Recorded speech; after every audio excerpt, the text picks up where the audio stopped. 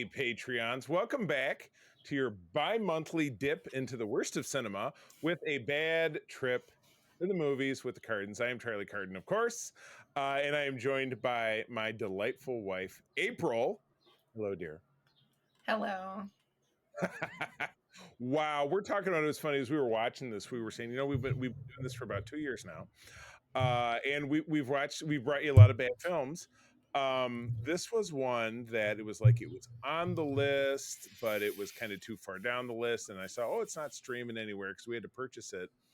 But it came across my screen as being $5 to purchase it, so I was like, I'm just going to do it because I think probably to rent it was $4. But yeah, our film for this week is 1980's Xanadu, starring the delightful, rest in peace, Olivia Newton-John, and Michael Beck, who is starred in a film that April doesn't care for, which I love, called The Warriors, which came out the year before this, and Gene Kelly, famous dance star of I'm guessing the 1940s.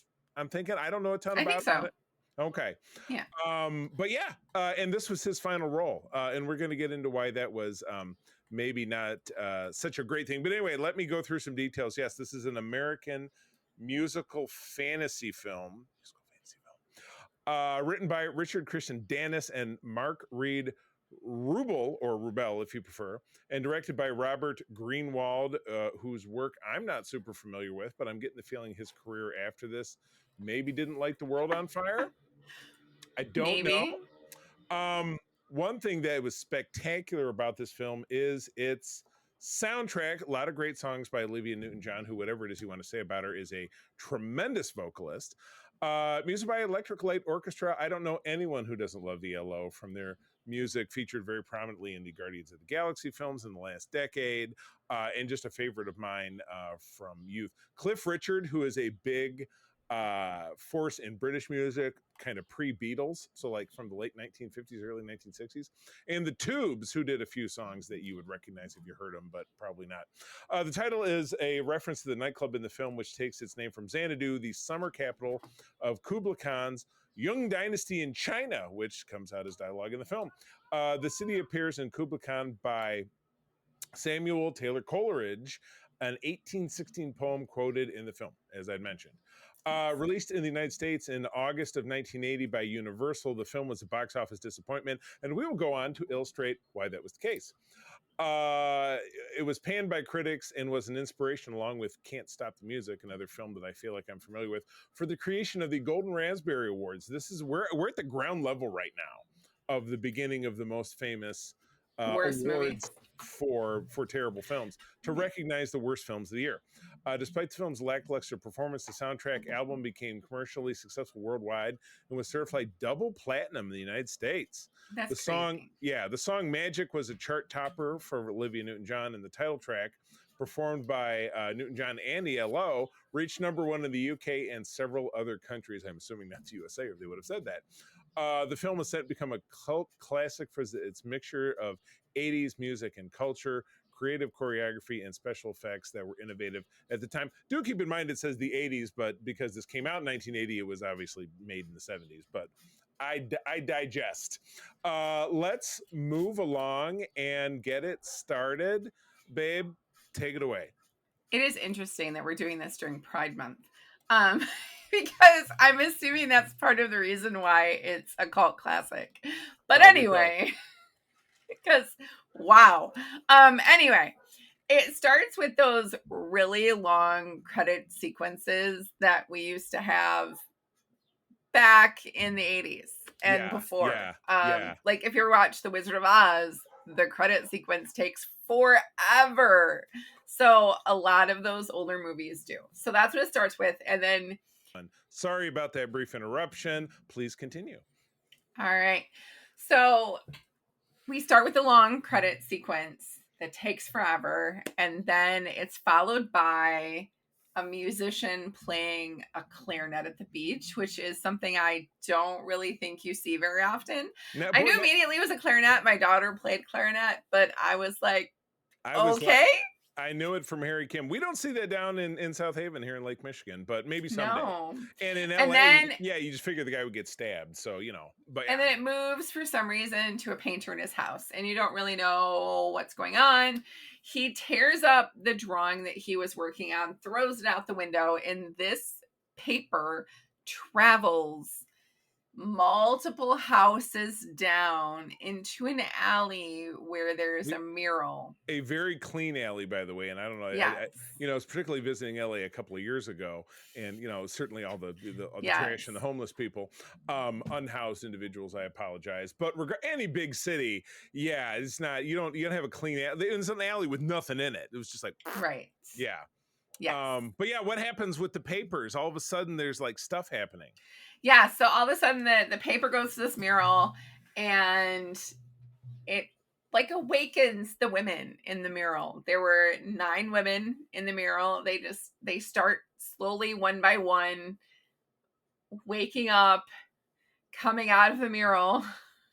Some of them actually made that kind of movement too. They started glowing. Yeah. They start glowing, they start dancing, and the last one to exit the mural is Olivia Newton-John. What? Oh my God. It's incredible. I said, I feel like we're watching the Star Wars holiday special, watching all of this weird dancing. Right? Yeah. And then they start streaking, like not streaking without clothes on, but I mean like streaks of color. Well, and they start streaking around LA, so it's like, here's the Hollywood sign. Yeah. And here's me running up the side of, this. I could name some more LA landmarks, but, here's me running up the side of this and that. And then they all shoot into the sky. Except Olivia Newton-John. She does. And then she shoots back down again. She's orange because each one of them is, and it's all very neon-y, like weird stuff. And she just shows up in a park where our main character, who again, I keep calling him Swan from the Warriors, Michael Beck, is just hanging around. She walks up and kisses him, and then she's gone again. Yeah. And then, so then he gets his day started. He was a freelance artist, but he's not making it on its own. So he's kind of groveling back to his boss. It kind of reminds me of the episode of The Simpsons where Homer quits and he goes back to get his job back. And instead of going through the applicant store, he has to go through the supplicant store, which is like a dog door. Because his boss, who I noted, by the way, it's an actor named James Sloyan. I picked him out right away because of my magical ability to pick out people who have been in Star Trek. Wow. He was a Romulan in an episode of TNG. One of my absolute favorite episodes called The Defector, season 3. But either way, it was a very toxic work environment. That's all I have to say. It was a very toxic work environment. Yeah, his coworkers are total dickheads. It's a record company. He paints the big murals, and this is again sign of the times, that they hang in record stores so that you'll be like, oh, it's a new album by Asia or whatever. It's like, that's just not a thing that anyone today could really relate to. Yeah, if they want to make an album cover bigger, they just go to a printer, print it off bigger. Yeah, they have big. We have a big printer at my work that we used to print blueprints. It's really not that big of a deal, right? But yeah, so and again, and it's not in this part of the movie, but then later on, his boss pulls him in for the, hey man, you got to straighten up and fly right and be a corporate, weasel or whatever. So that part's coming later, but Swan, Sonny, is obsessed with finding out what happened to Olivia Newton-John. So he's talking to all his coworkers because she just appears on this one of their album covers against the facade of this like broken down old auditorium. He's like, where is she? So he talks to one dude who is a rock photographer. And by the way, if you have that job in the 80s, you cannot purchase a shirt that has buttons. Right. And you absolutely have a bare, hairy man chest. It's just very like, ugh. Exactly. He's going around asking people in the neighborhood. The local shop owner says, hey, you're handsome. Well, let me show you my daughters. I'm like, it sounds like, is this medieval England? Is he? I know, right? Does he have a dowry really terrible with goats or something? I swear to God. So he's wandering and he is back down on the beach and there's that old guy playing the clarinet again. What's going on with the old man? They become buddies immediately, even though Swan starts dragging him like, wow, your music sucks and let's be pals. Yes. They start chatting about the music business and you find out that the clarinet player had some background in the music business. So they're chatting about that a little bit. And then he sees Olivia Newton-John again, but she's there and then she skates away. Right. And he just randomly steals a motorbike with permission. He asks the girl, he's like, "Can I take this?" And she says, "Yes." Yeah, because that's the thing. two bimbos who say, "Make sure you bring it back in person." So they obviously want to f him, because it's Sure. just that's the '70s, man. And he's riding it, and he gets distracted. He ends up dumping himself in the ocean because Olivia Newton-John turns into orange light and she disappears. And I'm like, where is this? Where is this going? And I figured at one point he took the bike back and had sex with those two women, and then he's hanging out with the clarinet guy again. Yeah, but he drifts off the dock because he's not paying attention. And Gene Kelly is there. And I'm like, wait, you were talking to him before you jumped on the motorbike. So that motorbike got you so far that this dude has walking and he already got there. Yeah, right. Exactly. That was not beneficial. So they're doing a walk and talk, and he's so then we find out what Swan does. What he had been doing is he's a freelance artist. He painted his buddy's van, who owns a diner, and then he's like, "Hey, I gotta get somewhere. Can I hang on the back of your car on my skateboard?" So it's kind of the Marty McFly way to get around. Yes. So yeah, that seems very reliable. Like, well, he was on roller skates, but not exactly. Roller skates is a theme. But you think the roller skates would really be great if somebody was going 40 miles an hour? I think that would be a whole path. No. So Swan finds what's basically the old theater that was on the album cover. I wrote, "I Feel a Song Coming On," because Olivia Newton-John is in there. And she's obviously a ghost because she keeps kind of drifting in and out, and she's transparent. Yeah. But she's singing the song "Magic," which is the big hit, one of the big hits from the film. And then they start. He's up on a rafter up above. He's flirting with her down there while she's kind of still skating but not looking at him. And I feel like she disappears a couple times. And and then I wrote, he needs to call the Ghostbusters on this bitch because she just keeps disappearing. And her name is Kira, from Star Trek. So there's a lot of Star Trek going on in this movie. So we find out that she already knows his name. Right. And then not at all sus. He finds out her name is Kira, and then really nothing else happened. They're skating around and there's music, which is a theme with this movie. Right. Actually. Yes. Yes. So there are lots of scenes where nothing's happened except music and skating. Probably like maybe a third of the film is that. Yes. So Swan is back at work. He's fighting with the Romulan guy. I wrote, he's arguing with the Romulan, talk about playing with cards you don't have. Then the Romulan gives him the give up and go corpo speech, and Swan's like, "No way, man." And this was the thing we saw throughout the film from this point. They do this wipe between scenes that's just slats. It goes blah, blah, blah, blah, and it's the new picture. But it reminds me of when I was in high school. I was in the video production, and we had the different wipes that you could load. One of them was the star wipe, which became a joke in an episode of The Simpsons. Oh, yes. So this was very much like the star wipe. But it's weird. He's still hanging out with the clarinet guy, who is apparently a multimillionaire. He's got a fancy house that looks like Buckingham Palace inside. He has a mansion. With all this weird furniture.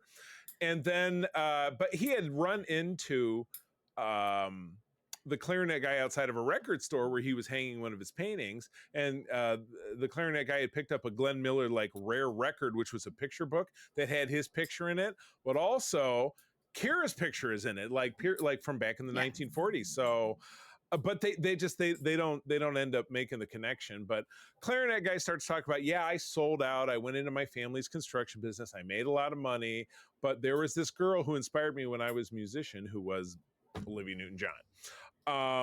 But randomly, he says, the clarinet guy says to Swan, "Hey, why don't you come work for me?" And Swan says, "I gotta go, but don't take my number or anything. How am I ever gonna contact you again?" Right. So his house his house was this weird museum I wrote, which I already had said. Yes. They were talking about trying to find a property for a club because the Right. guy wants to have a club again, Right. like he had in the 40s. Right. And then In New York. He said he when had a new club in New York. yes, Yeah. when the clarinet guy is all alone, Gene Kelly, Yes. and he's just looking around his house, and then he starts making faces in the mirror and talking about being an old man. It was just this really weird, and And then he has a then whole then he hallucination. starts talking to himself, and he sees like the past behind him, and then he stands up and he starts dancing, and So all of bizarre. a sudden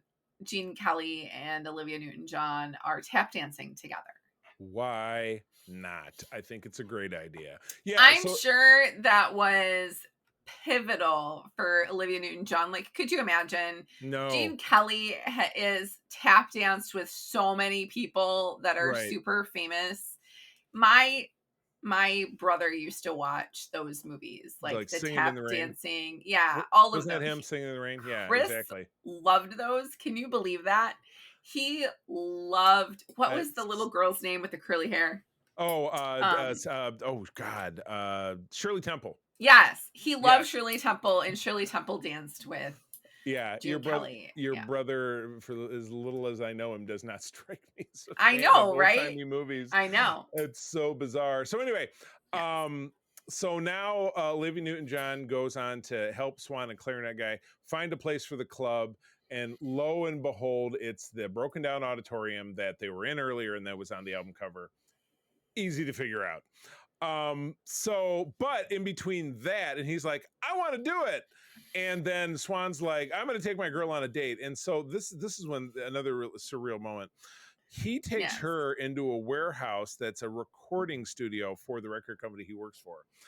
This room is very dark, but there's a central, like, it reminds me, and we just watched Superman 2. Remember when Superman gets in the thing and he pushes Yes. the buttons to take his powers away? He steps in a Absolutely. chamber like that, and he's Yes. like, his explanation of it is priceless. He says, the artists come in here, it's very exclusive, and images are displayed to inspire them as they record.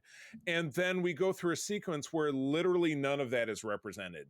It just turns No. into set pieces dropping from the ceiling, kind of like I've done stage work when I was in high school. That's how sets move up and down, like Right. or they pop up or whatever. And it's nonsense. They go through, this is a 5-minute sequence. They go It starts through, with New York yeah. City. Yeah, exactly. Yeah, it looks like a Yeah. rooftop in New York City.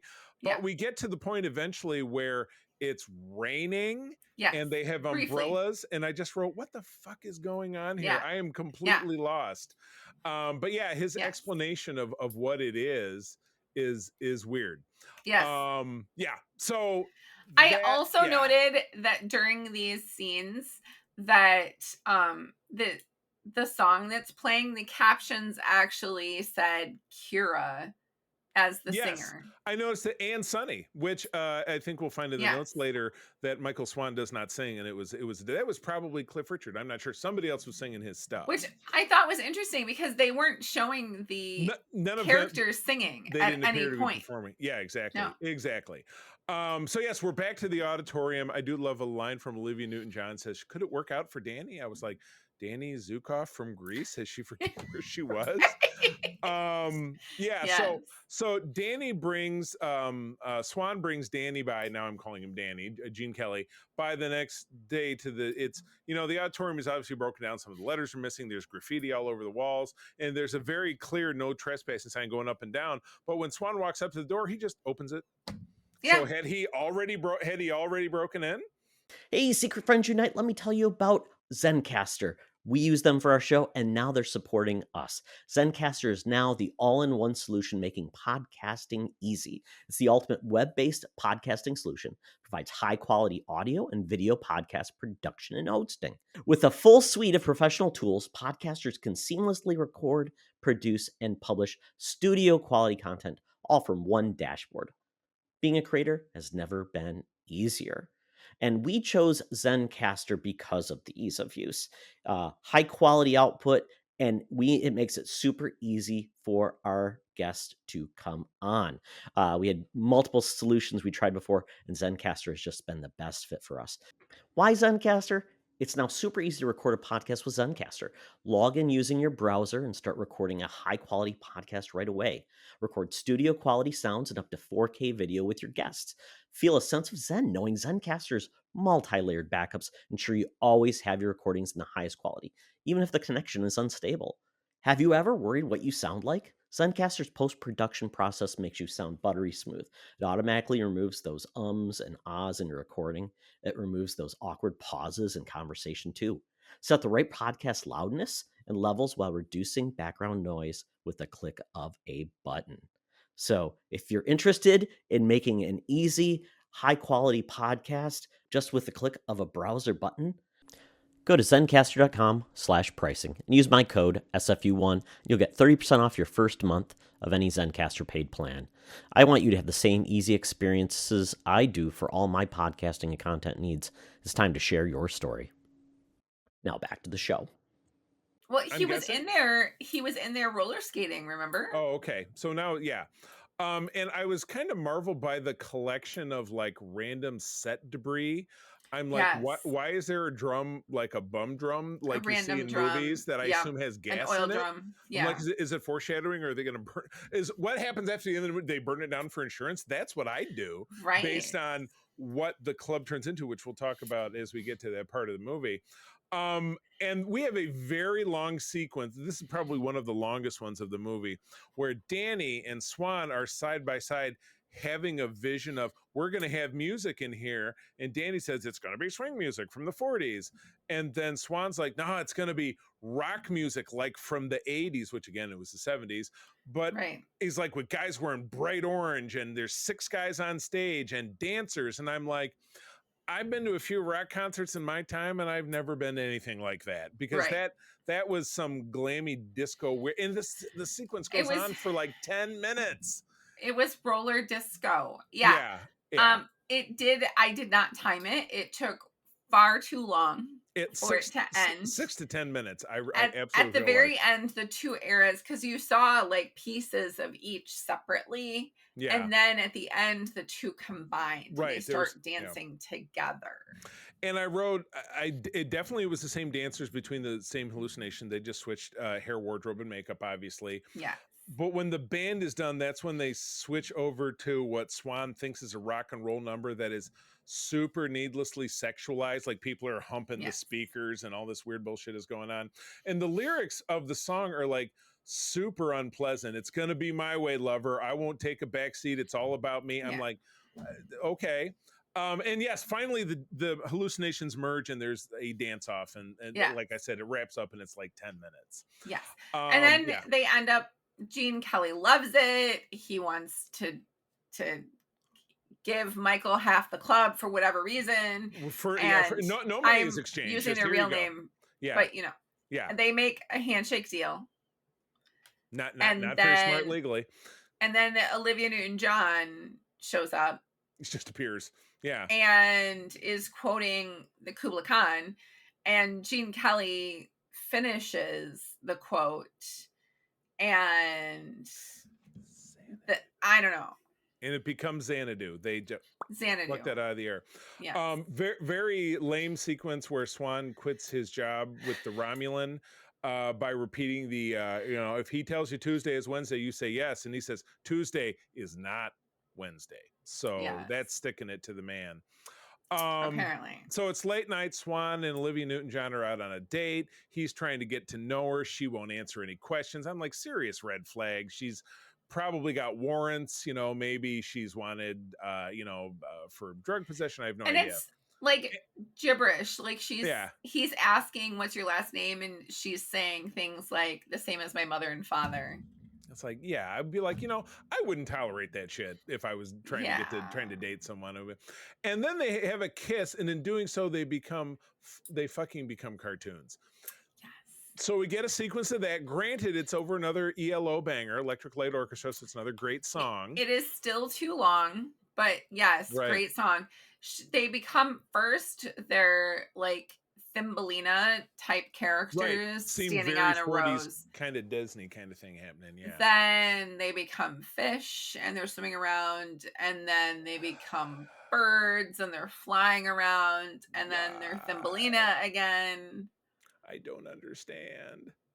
And yes, I don't get it. Doesn't make any sense. No, it does not compute. Okay, so it's the end of the first week. The construction guys are celebrating, but it doesn't look like they've done anything. And they're celebrating with champagne just because they're working on it, right? Which is crazy. I have been to a lot of construction sites, albeit I've never been on construction sites in LA. Yeah. But my dad was a contractor. I've been on a lot of construction sites. And I can tell you I've never seen champagne. Nope, never. Nope, you do. It's not a very conducive to a work environment. No. Olivia Newton-John has a scene where she does slip in one of my favorite expressions from the 1970s, which is pizzazz, because they're taking Gene Kelly to get some new duds. And we get another ELO banger, and this one I knew, a song called All Over the World. I think it's on one of my playlists. But they have a clothing montage of him in the store it's exactly what you would expect. It is insane. So they start out with window dancers outside. So they look like mannequins, and then they start dancing, of course. And they are wearing the most 80s clothes ever. I realize you're saying it's from the 70s, but they are wearing the most 80s clothes ever. It is. And then what broke through. When he's going through his montage and he's changing his clothes, the men's dressing room is underneath women's legs that open and close. It is really inappropriate. Not at all suggestive. I wrote the stories apparently run and staffed by the Village People because that was the vibe I got. And the dressing room doors had naked women on them, like the breasts. You could see they were naked women. So inappropriate. All right, somehow Olivia Newton-John uses magic to kind of finish the construction, because now we're the night before opening night. We don't know how much time has passed. I love it how they're sitting having a conversation, and one of the side walls is not completed. It's just the frame. And they're like, yeah, we're almost done. Just a couple bits and pieces. And I'm like, maybe that's how they wanted it. But it was just bare wood. It wasn't painted. So I'm like, no, I don't really know. But yeah. And so Gene Kelly says, oh, it's 1945 all over again. And I'm like, dementia? I'm not sure. But it's really not. So now Swan and Olivia Newton-John are having to walk on the beach, and they say "I love you" to each other, and I'm like, well, now something is going to go to shit, and it does. What does Olivia Newton-John then reveal to Swan when they're back at his apartment? So I had guessed this because of what was happening, and the way that she was making things happen. That she reveals she is actually a muse. Her father is Zeus, and she has 8 sisters. All of them are muses. We're on the mural. Got it. Yes. And she basically tells him that she's magic, and she adds words to the dictionary and to a show on TV. And she tells him that she has broken the rules because she fell in love. And I will say that in this scene, one thing I noted is that there was absolutely no chemistry. Like, if you were going to say these two people loved each other so much and she can't stay because her father Zeus is going to be mad, there was no chemistry during this scene. I didn't see that she was in love with him. There was nothing. She was like, I'm out. Yeah, big time. So so he breaks out.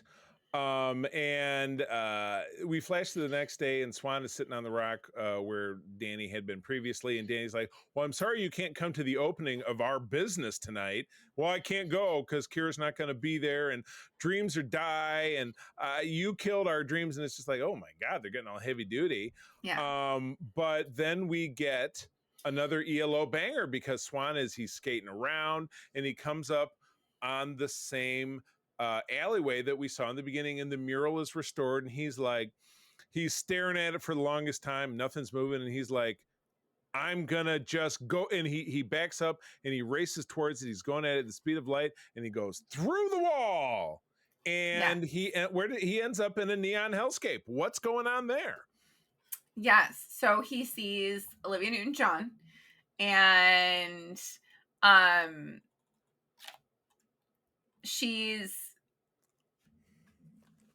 don't know. She was talking to him about how he can't leave because they're stuck there now because nobody can leave. Right. She Right? can't leave and he has to go before it's too late or Yes. whatever it is. And And then she has a solo song, right, and there yep. was lots of wind and she was glowing. Right, yep. Exactly. And then you hear Zeus and his wife apparently talking a moment about what they're going to do with her. And so we cut away, and now Xanadu is open, and right off the bat, what the actual F is Xanadu? Is it a Yes. roll? It's a roller disco, and there's pin tossing mines. It is and a I'm roller like, disco. I don't see a bar, but that gets clarified in a little while, closer to the end of the film, which I note again. So I'm like, how are they generating revenue to these people? Because there's so people paid to be in there. Maybe they're paying, yeah. But paying they have a lot of entertainers in there. So where's the money? The dancers, one of the dancers, they dun dun dun Xanadu. It's maybe they're renting skates out. Yeah, I said, what is the business model of Xanadu? Is it a stage show? Is it a nightclub? Is it a bar of some variety? So we get all the way through it, and Olivia Newton-John is back, and it is dance number central. I wrote the end of the dance number goes on for like 3 hours, and it lasts forever. It starts with Xanadu. Yep. And then I think it ends with Xanadu, but it starts and ends with Xanadu, and there's other things in between. But she's doing all these one-off songs. She's a cowboy at one point. She is magically changing outfits. Yeah, she's making other people's clothes change. Yes, because it's the same dancers, but they keep changing clothes. So, I did note there's one person drinking the beer during the cowgirl sequence, so there is a bar. I thought it was fabulous that her last outfit was pretty much Ming the Merciless from Flash Gordon, which was another movie that came out in 1980. Before she switched to her regular Muse outfit. The one that she was wearing in the beginning. And then you see that all of the Muses, all of her sisters are on stage with her. It was We Are Family. I got all my sisters with me. Got it. Yeah, basically only to Xanadu. Yeah, exactly. And then so she disappears, and Michael's left all alone. He is, and he turns around, and at least he's got a snazzy, like, he's got some Xanadu merch. He's wearing like swag, a windbreaker, something like that. But he sits down and Gene Kelly says, "Here, have a drink," and he hands him a cocktail, which just looks like Kool-Aid or something in like a plastic cup. And the cocktail waitress is Olivia Newton-John. So she's back, and they keep chatting while the lights go down. They keep chatting. And here's my ending caveat. We get a title card rolling across the screen that says "Made in Hollywood, USA," and I said, "with cocaine." Yeah. The end. Oh my God. All right. So let's get into the basics here. We'll talk some trivia. This has gone pretty quickly.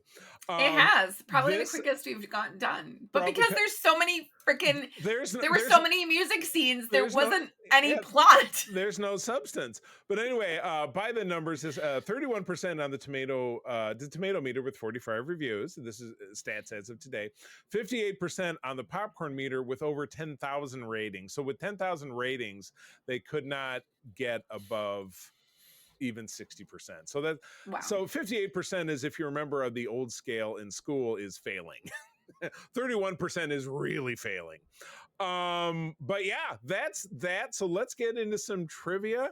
I'll jump in first. I mean, this first bit is obvious, but the soundtrack was an enormous success. We've said it time and again. The song Magic went to #1 in USA. In the UK, the soundtrack album peaked at #2, and the single Xanadu was #1 for 2 weeks in the summer of July 1980.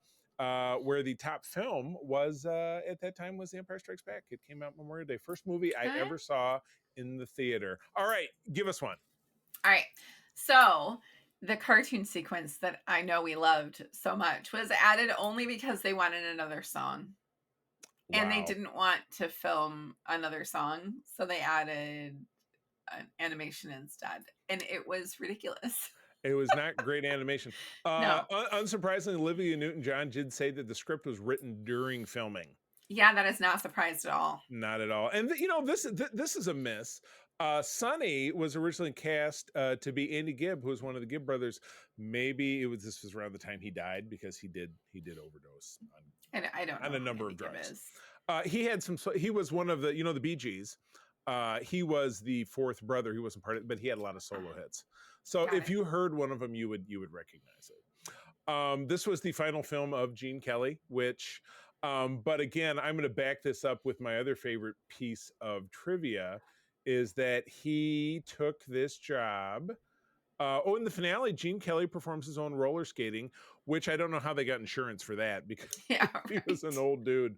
I'm looking at my favorite piece of trivia about Gene Kelly. He took the job because it was close to his home in Beverly Hills. He was able to have an easy commute. And he an easy wanted paycheck. the money. He wanted the money. That's why he took it. One more for me. The film, I think I mentioned this when we were watching. The film was meant to launch Olivia Newton-John's career as a solo star, which did not happen because of its massive failure at the box office. It became the one and only time she received top billing without a co-star in a theatrical release. So it was the death of her film career. That's really sad. Yeah. John Travolta turned down the role of Sonny Malone because he was working on Urban Cowboy. Now that's another really corny film that you and I watched recently. We've watched recently, yeah. Because another podcast that I love called That Aged Great covered that film, and so I'm like, we gotta watch that one. That sounds great. The film was adapted into a Broadway musical, which caused a lot of controversy due to the fact that the film was terrible. However, the musical was actually a satire of the film and therefore was praised for its humor. It opened in 2007.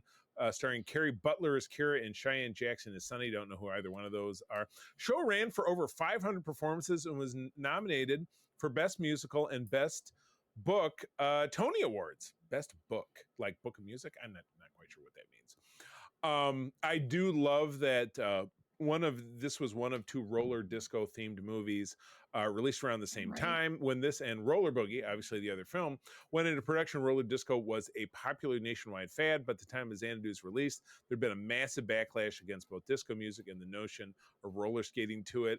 There were tons of demonstrations in the late 70s, burning disco records and in baseball stadiums across the country. It was fabulous. All right, so tell me about the Xanadu club set. Yes. So 2 pieces from that. For whatever reason, I have no idea. It's crazy, but the actual club costs $1 million to build. $1 million, which you did the math or you looked it up. It'd be $4 million, over $4 million? $4.4 million in 2025. Yeah, that's crazy. Yeah. The second piece that's really interesting about the set is that the rotating star stage that's used in the final musical sequence was originally featured in Logan's Run. It was Carousel in Logan's Run, that's a great flick, and I think that's one even you liked, right? I mean, I love it. I did, and I still think we should do the cosplays from that. Oh, just I would saying. In a heartbeat. We need to get a little more buff. They're easy to put together. Well, you more so than me, if you want to look like Jenny Hoggutter did. Exactly. When she was 25. Yes. But I like this. David Naughton, who was the star of the terrific American Werewolf in London, which is a great movie I like, was considered for the part of Sonny after director Robert Greenwald and producer Joel Silver had seen him in the Dr. Pepper commercials, which is how he got famous. But he was unavailable because he was working on Midnight Madness, another movie from 1980. This is great. Steve Guttenberg, Griffin Dunn, who was David Naughton's co-star. He was the guy who got eaten by the werewolf in that movie. And he was the brother of the young woman from Poltergeist who got murdered. What was her name? Danielle? You remember? Right. Yeah. Yeah. And I love this last piece. Michael Biehn, who was from Aliens, from Terminator, was in The Mandalorian a couple of years ago. He's a big action star. Also auditioned for this role, which is totally crazy. Original budget of $4 million, cost rose to $13 million. So this got Joel Silver, who was the producer, fired. Who went to work for Lawrence Gordon, producer on the film, who put him back in the project. I don't know if that's a good thing. Roller disco scene had 60 dancers, 60. That's crazy. that's an awful lot. Last one for me, Peter Frampton, very famous musician from the 70s. Frampton Comes Alive, you know, it came in the mail with samples of Tide, the line from Wayne's World, was one of Olivia Newton-John's top choices for the roles of Sonny Malone, but Universal wouldn't allow him to be cast due to critical and commercial failure of Sgt. Pepper's Lonely Hearts Club Band in 1978. I don't know if you know this, there was a film version of the Beatles' most famous album, which I don't know that I've ever seen the whole thing, but Steve Martin is in it. Cheap Trick is in it doing music. The Bee Gees are in it. Wow. They made the Bee Gees. So circling back to the Bee Gees. We'll look it up when we finish recording this, because I would very much, after we watch this, I feel like we kind of have to watch that. So, all right. Any last couple for you? Go ahead. I have two more. Okay. So the first one of them I added. It's not from your notes. Okay. So Douglas Carter Beard, who wrote the book for the musical based on the film, later called Xanadu What Happens When You Let Straight Men Near the Musical. I blame cocaine. It's like people say, when you hear Ray Charles play, you can hear heroin. When you watch Xanadu, you can see cocaine up on the screen. Oh my That is fantastic. God. And that is absolutely true. And then the last one I added is the reason that I remembered Xanadu is because I saw a TikTok with Pedro Pascal and Bella Ramsey singing Xanadu together, and it was so cute. Apparently, it's a thing. Like they probably watched the film together, but they trade off the song. Like he will actually call her and leave a message, a voicemail. It's just him singing Xanadu to her, and it is adorable. And that's what made it like come into. Like, I remembered the movie because of it, and I said something to you, and you were like, oh, I just bought that. So maybe that's why it circled around and they had a sale on it, because Pedro Pascal was talking about it. It could be correct. I will add that the word Xanadu is spoken 21 times in the final song. And I said, as we were watching it, this sentence ends with Xanadu. It's just, exactly. That's how it starts. And that's what Bella Ramsey was doing to Pedro Pascal. They were just going back and forth. Xanadu. Oh my goodness. It was so cute. Variety. I'm sorry. I'm keep rolling because some of these are too good. Variety's review of the film called Olivia Newton-John's character a roller skating light bulb. That is pretty apt. Yes. And listed among top 10 bad films ever made in John Wilson's book, The Official Razzie Movie Guide. So by the proclamation of everything we've talked about, this is the worst film, but the numbers do support other films that we've watched are worse. But I don't know. I find this so not, and as we get into the final phase here where we're going to do our ratings, I'm trying to remember, like, I guess I hold this up against the Star Wars Holiday Special, which came out a couple of years before this, as something that's so nonsensical and with musical numbers that to get from A to B to C, you have to crawl on your hands and knees through broken glass and you're on fire. Yeah, that's kind of how this made me feel. So, and there's cocaine. And there's I can't believe with the glass. Right, exactly. Yeah. While so it's just seeping directly into your bloodstream. All right. So let's wrap this up. You have 1 out of 10 bumps of cocaine. I laugh. I've never seen cocaine in my life. I'm a very milquetoast.